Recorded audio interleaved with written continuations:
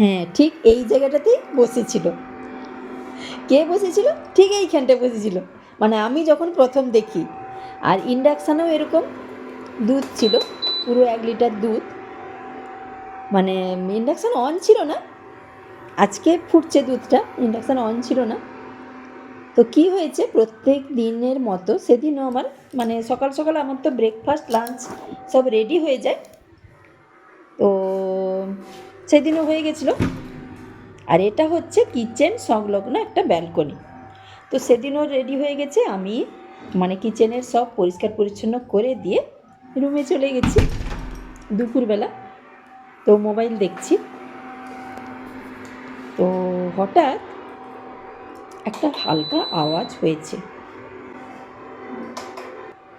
তো নেট যেহেতু দেওয়া রয়েছে ব্যালকনিতে, তো দরজাটা কিন্তু খোলাই ছিল, কারণ কবুতর সচরাচর ঢুকতে পারে না।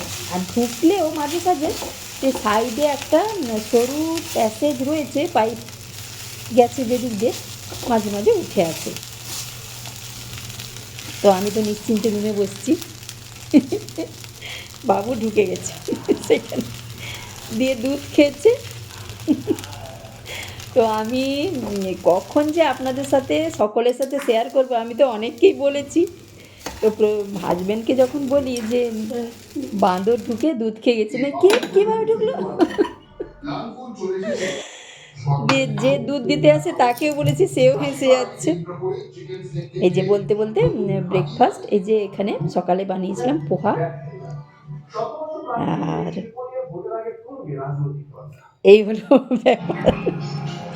মানে ভেবে আমার খুবই মজা লাগছে, পরে মানে ভীষণই খুশি খুশি লাগছে ব্যাপারটা ভাবতে ভাবতে।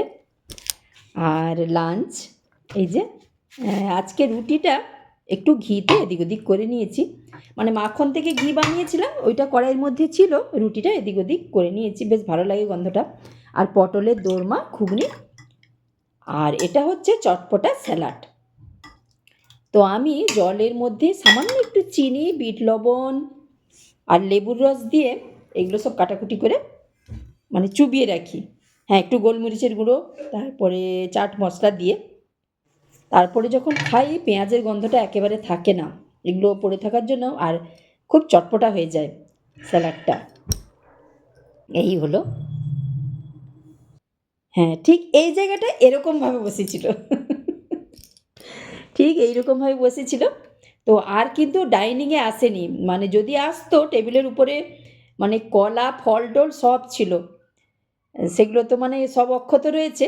এখানে যেহেতু সব কিছু পেয়ে গেছে মাল মশলা, আর ওদিকে যায়নি। তো ওই দুধটা আজকে 1 লিটার একটু কম রয়েছে, সেদিন পুরো ছিল। তো বাবু এই দুধই খাচ্ছিল। যাই হোক, জয় হনুমান।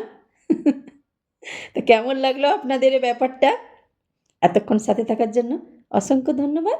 ভালো থাকবেন সবাই।